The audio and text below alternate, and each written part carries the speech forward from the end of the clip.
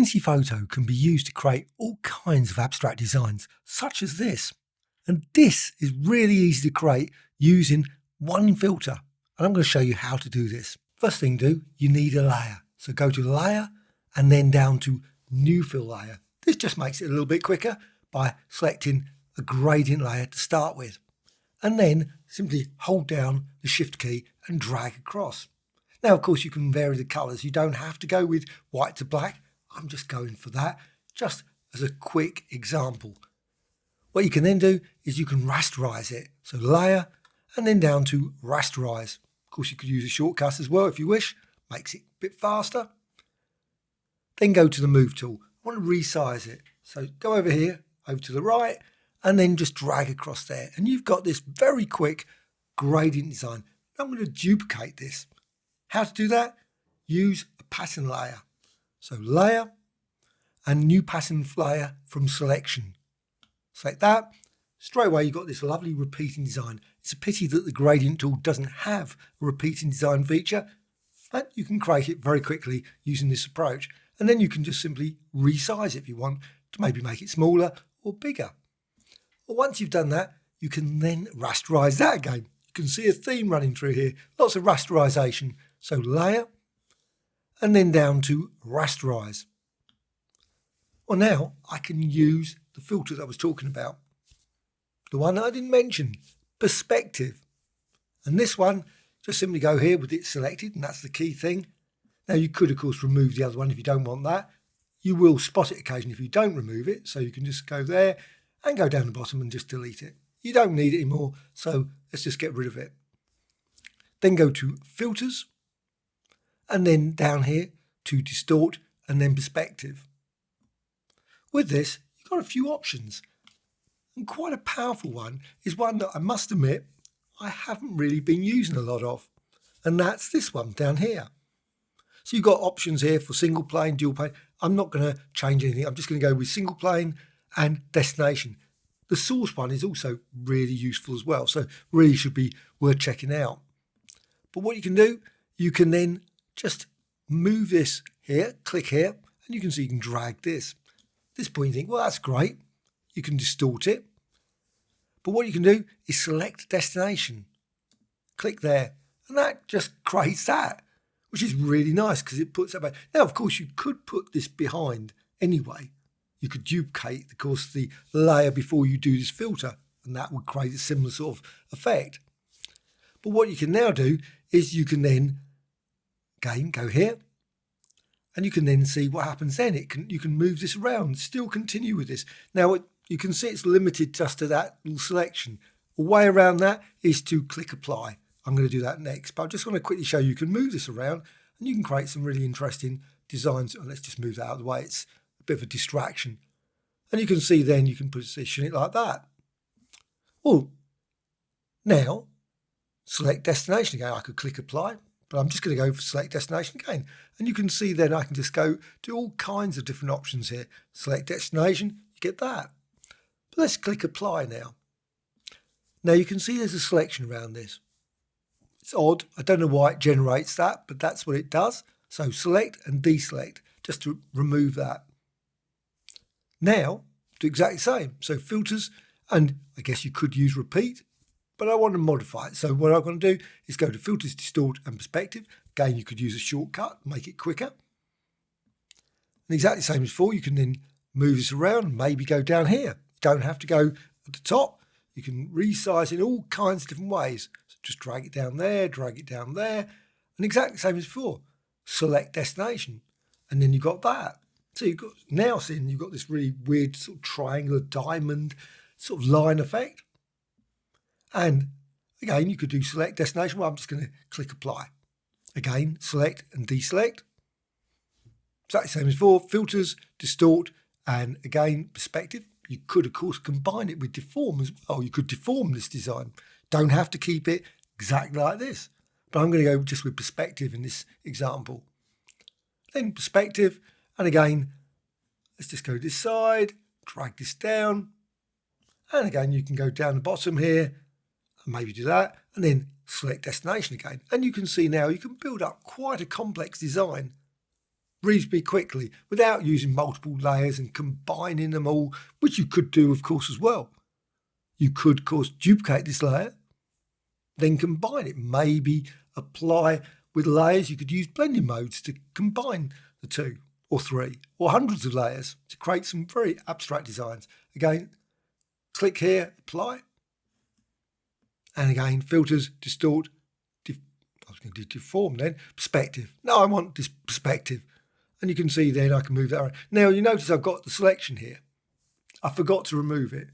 You can always undo. You can always say cancel, because quite often I'm sort of getting carried away and I think, you know what? And then suddenly realise I've still got this selection, which is an annoying feature. I don't know why there isn't an option to remove the selection. Should have a sort of a little checkbox or something. And then again, select destination. You can see you can just keep doing this and create some truly abstract designs with this. Now, you've got this design. As mentioned, you could go to layer and you can duplicate this. So layer and duplicate.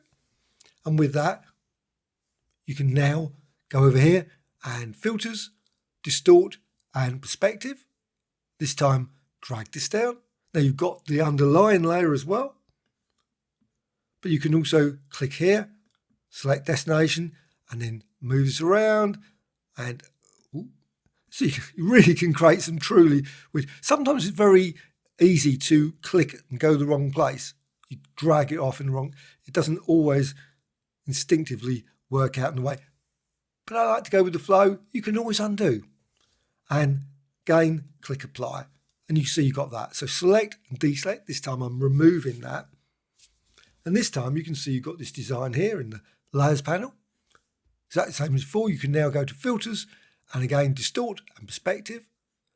Distort it. Now you don't have to actually just drag it inside. You could always do it outside as well. You can see literally millions of different designs could be created using this. And again, select destination. And now again, modify it there. Select destination and click apply. And again, select and deselect. Well, I'm going to stop at this point with this design. You can see the sort of abstract designs you can create with it. But because you've got two layers, though you notice you've got some little chunks out of it, you can go through here and you can go for maybe difference or go for subtract and so on. You could try out different blend modes like lighten to create some truly abstract designs, which you can then all merge into a single one by going to layer and then merge visible. So it's all merged into a single layer again. With this, you can then go to file and then you can export it, use it in other applications or use it in future projects by using it, putting it to the assets panel. So you got this. You can do the exact same with a nice colourful design. So let's just remove these layers. And with this, again, layer, a new fill layer. Exactly the same as before. Go to the gradient tool and drag across. Now, what you can also do is you can go to window and then down here to swatches. Now, one thing, unfortunately, I find slightly frustrating with the gradients, not so easy to manipulate them. Other than going to here, go to swatches and gradients and then simply selecting and adding a gradient like that. Exact same as before. Go to layer and then rasterize it. Now, you don't have to go across the whole thing if you don't want to do that, of course. You can change the actual length and start point at any time with this gradient. But I want to rasterize it now. Now it's a normal pixel layer again, exactly the same as before. Go to the move tool, and with this, let's just move these out of the way. They're slightly in the way. Close that. And then just drag across. And you can see now you've got that gradient design crunched in that thing. You could again manipulate it further by maybe adding filter and deform, distort it, some twirl effects, and duplicate that as a pattern design. But I'm just going to go with layer and new pattern layer from selection, and you can see you've got that repeat design. Layer, and again, rasterize. Lots of rasterize in this. Or with this, exact same as before, you can now go to filters and distort and perspective. And with that, you can then drag this down. You can still see I've got the old one still there. I didn't delete it this time. And this time, select destination. And you can see now you've got that. And click apply. Again, you get that selection. Slightly annoying feature, but you can just select and deselect very quickly if you remember. Filters and distort and perspective. and then you can see you can repeat and just drag that down there, drag this up here, and again select destination, and you can get something like that. And again click apply, again select and deselect. Now let's just quickly try repeat perspective. Now just wondered sometimes when you do these things how it works. Obviously not always a great result. So you've got this design, and then you can of course modify and warp this design, maybe go for filters, distort, maybe go for deform, and then just add some bends and then just distort the design. Now sometimes the result may be even better, or maybe not. Again, filters, distort and perspective. You can do exact same as before, just drag this down and now select destination, and you can see now you can combine it with all these little warp designs also going off in different directions, different angles, and click apply, and again select and deselect to create some truly abstract designs with a very, very basic gradient start point.